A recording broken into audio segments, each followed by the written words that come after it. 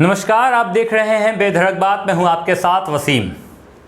इस वक्त की सबसे बड़ी खबर या यूं कहें राजनीतिक में भूचाल की खबर बिहार से है। बिहार में महागठबंधन अब टूट चुकी है। राजद और कांग्रेस के बीच अब दरार पड़ चुकी है। जी हां, ये उपचुनाव के कारण हो रहा है। विधानसभा में 2 सीटों पर उपचुनाव होने वाले थे, तारापुर और कुशेश्वर स्थान पर, जिसके बाद कांग्रेस ने ये उम्मीद लगाई थी, ये क्यास लगाई थी कि मुझे भी एक सीट मिलेगी। हालांकि ऐसा कुछ भी नहीं हुआ।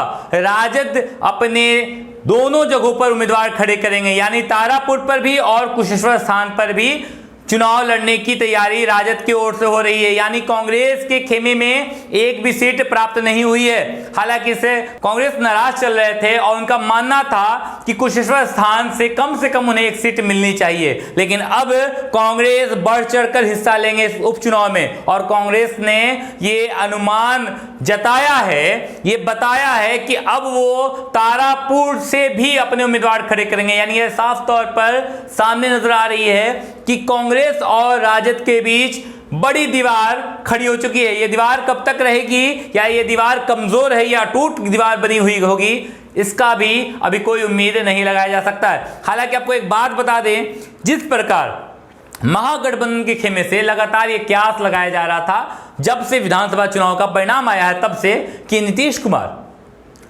एनडीए का साथ छोड़ देंगे, नीतीश कुमार बेघर हो जाएंगे, बीजेपी और जदयू में दरार पड़ जाएगी। हालांकि इसके विपरीत हुआ।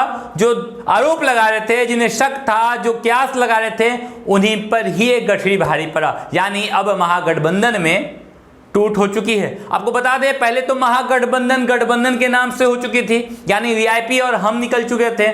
अब गठबंधन के पास से कांग्रेस भी निकल चुकी है। यानी अब गठबंधन में माले और सिर्फ राजद ही हैं। हालांकि दोनों सीटों पर उम्मीद थी आरजेडी को कि कांग्रेस पर चुप्पी साधी रहेगी, लेकिन ऐसा हुआ नहीं। कांग्रेस ने भी बढ़ चढ़कर हिस्सा लिया है। अब कांग्रेस सिर्फ कुशेश्वर स्थान नहीं बल्कि तारापुर से भी अपने कैंडिडेट खड़े करने की बात कह रही है। आपको बता दें कि 2020 की विधानसभा चुनाव में राजद तारापुर से लड़ी थी और कुशेश्वर स्थान से विधायक कांग्रेस के लड़े थे, लेकिन दोनों ने हार प्राप्त की थी, क्योंकि दोनों जगहों से जदयू के विधायक जीते थे।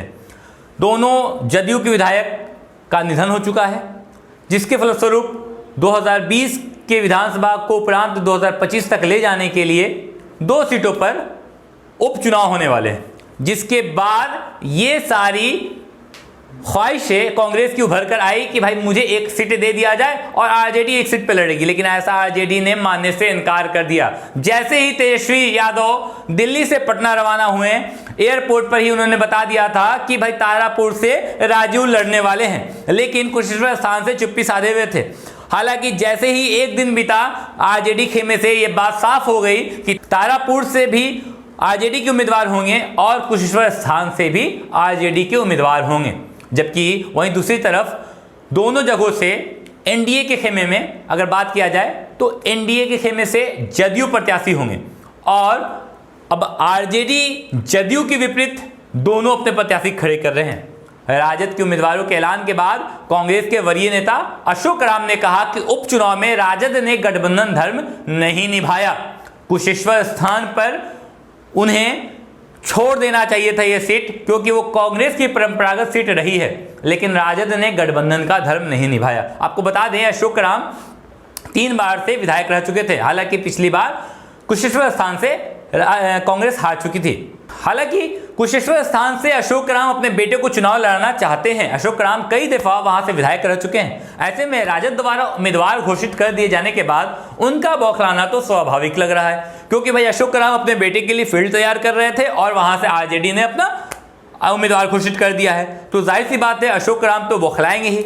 लेकिन ये उपचुनाव में गठबंधन टूट गया है। जी हां, आपको साफ तौर पर बता दें, कुशेश्वर स्थान पर सीट नहीं मिलने की वजह से कांग्रेस से गठबंधन टूट गया है, और अब कांग्रेस तारापुर से भी अपना उम्मीदवार खड़ा कर सकती है। वैसे राजद के सूत्र बता रहे हैं कि दिल्ली में बैठे लालू प्रसाद यादव, राजद के सुप्रीमो लालू प्रसाद यादव ने ही कांग्रेस के बिहार प्रभारी भक्त चरण दास को बता दिया था कि कुशेश्वर स्थान से इस बार राजद खुद अपनी कैंडिडेट खड़ी करेगी। तो इसमें कोई आपत्ति कांग्रेस को नहीं होनी चाहिए थी, लेकिन उसके बावजूद भी अगर कांग्रेस को इस बात पर आपत्ति है और वो अब तारापुर से भी अपने विधायक खड़े कर रहे हैं, उम्मीदवार खड़े कर रहे हैं, तो ये जग जाहिर है कि कांग्रेस और आरजेडी के बीच जो गठबंधन था वो अब टूट चुका है। इस खबर को देखने के लिए धन्यवाद।